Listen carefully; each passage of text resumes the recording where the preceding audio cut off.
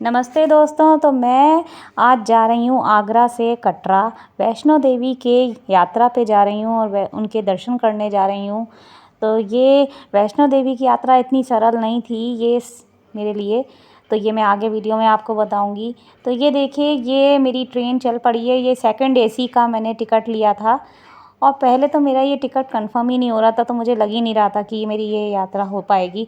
लेकिन फिर अचानक जाने से एक दिन पहले कंफर्म हो गया और मैं अपने बेटे के संग आज जा रही हूँ। तो ये ट्रेन मेरी चल पड़ी है और ये शाम की टिकट है, तो हम अगली सवेरे तक पहुँचेंगे। तो देखिए, ये मेरे सवेरे का सीन है। यहाँ पर मैंने ये क्या नाम है, ज़्यादातर यात्री मेरे जा चुके हैं और अब केवल कटरा आना बाकी रह गया है। और सवेरे देखिए, इस समय धूप हल्की हल्की निकल रही है और कटरा आने वाला है। तो ये देखिए, यहाँ मैंने जो है अब तैयारी कर रही हूँ, सामान वामान पैक कर लिया है। मैंने ना सब आने से पहले यहाँ पर बहुत तैयारी नहीं की थी। बस जैसे ही कंफर्म हुई तुरंत जल्दी जल्दी कपड़े रखे और बस तैयार हो गई, क्योंकि मुझे लग ही नहीं रहा था कि मैं आ पाऊँगी। मैंने कई लोगों से कहा कि मेरी ऑनलाइन बुकिंग कर दें, लेकिन किसी ने की नहीं। और यहाँ पर सब लोगों को डर लग रहा था कि इतनी दूर वैष्णो देवी आना सही नहीं रहेगा, तो सब मेरे से मना ही कर रहे थे। और मैं ना आना चाह रही थी, तो मेरा बहुत मन था, क्योंकि मैंने बोला हुआ था। तो बस यहाँ पर लेकिन आना ही था, देवी माँ का बुलावा था, तो मैं आ ही गई। और ये देखिए, मैंने खुद ही ऑनलाइन बुकिंग की, खुद ही फिर मैं आ गई हूँ अपने बेटे के साथ अकेले इतनी दूर, जो सरल नहीं था। तो देखिए, मेरी पहली ही यात्रा कहलाएगी। वैसे मैं 10-11 साल पहले आई हुई हूँ अपने पति के साथ, लेकिन इस बार मैं अकेली पहली बार आई हूँ। तो ये यात्रा करने के बाद हम कटरा पहुँच गए हैं और ये स्टेशन पहुँचने के बाद यहाँ पर देखिए, ज़्यादातर यात्री ना यहाँ का दृश्य कैद कर रहे हैं अपने कैमरे में, कोई टैबलेट से, कोई अपने मोबाइल से। तो बस हमने यहाँ पर पहुँचकर सबसे पहले ऑटो लिया और ऑटो लेकर ना हम होटल की तलाश में निकल पड़े। तो यहाँ पर हमें ज़्यादा कुछ परेशानी का सामना नहीं करना पड़ा। मुझे लग रहा था कि होटल कैसे मिलेगा, क्योंकि मैंने बुकिंग नहीं की थी और बाकी सब भी। तो लेकिन यहाँ पे सब कुछ आराम से हो गया। यहाँ पे ना आपको बाहर स्टेशन पे ऑटो वाले मिल जाते हैं, जो आपको है ना अपने होटल में ले जाते हैं। आप पसंद कर लीजिए, 2-3 होटल पसंद करने के बाद देखिए, मैंने एक रूम पसंद किया। ये नॉन एसी लिया है मैंने, एसी वाला नहीं लिया, क्योंकि ये नीचे का रूम था और ठंडा था और ये मेरे को मेरे ही बजट में मिल गया। तो आप अपने बजट में आराम से पसंद कर सकते हैं। तो देखिए, ये आपको कुछ भी नहीं करना पड़ेगा, ये ऑटो वाले आपको अपने आप ही करवा देते हैं। उसके बाद ना यहाँ से हमने थोड़ा-सा अपना आराम किया और आराम करने के बाद नहा धोकर 2:30 बजे के करीब मैं उसी दिन निकल पड़ी वैष्णो देवी की यात्रा पर।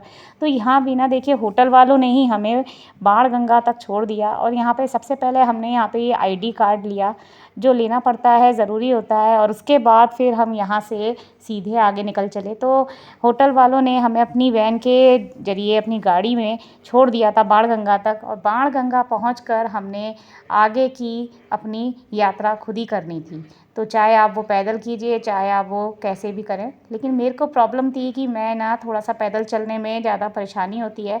जब मैं अपने पति के संग 10-11 साल पहले आई थी, तब तो मैंने पैदल ही की थी, लेकिन अब मैं थोड़ी-सी पैदल नहीं चल पाती हूँ। तो मैंने खच्चर का सोचा हुआ था। तो मैंने यहाँ बाणगंगा से जैसे ही अपना काम ख़त्म किया, स्नान आदि करके, फिर मैं आगे खच्चर कर लिया था। तो ये मेरे बेटे की इच्छा थी कि वो पैदल चले, लेकिन मेरे को प्रॉब्लम थी पैदल चलने में, तो उसे भी खच्चर ही करना पड़ा।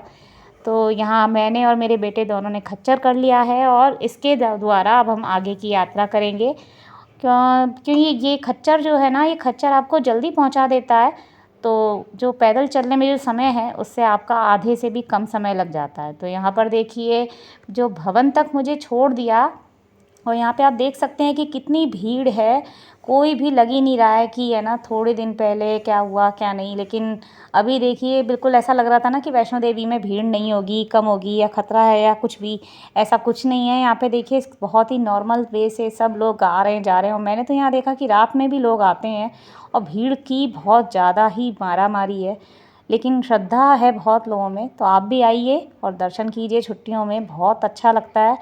तो ये देखिए, यहाँ पर मुझे भवन तक छोड़ दिया है। यहाँ से हमें पैदल जाना पड़ता है लगभग 1-1.5 किलोमीटर। 1 किलोमीटर तो मान ही लीजिए। और भवन तक फिर दर्शन करने के बाद मैं यहाँ से भैरव बाबा के मंदिर भी पैदल ही गई। हालांकि आप चाहें और आपसे पैदल नहीं चला जाता, तो आप खच्चर में भी जा सकते हैं। दर्शन करने के बाद मैं नीचे खच्चर से आ गई थी और तो उसी रात को आ गई। और उसके बाद फिर मैं काफ़ी थक गई, तो अगला पूरा दिन मैंने आराम किया और शाम को थोड़ा सा शॉपिंग वगैरह करके मैं अब अगले दिन पटनी टॉप वगैरह जाऊंगी, जो मैं आपको बताऊंगी अगले वीडियो में, जिसमें मैं आपको बताऊंगी कि घूमने की जगह और कौन कौन सी हैं और बहुत ही ज़्यादा मज़ा आता है उसमें। तो ये वीडियो आपको पसंद आया तो लाइक और सब्सक्राइब ज़रूर करें।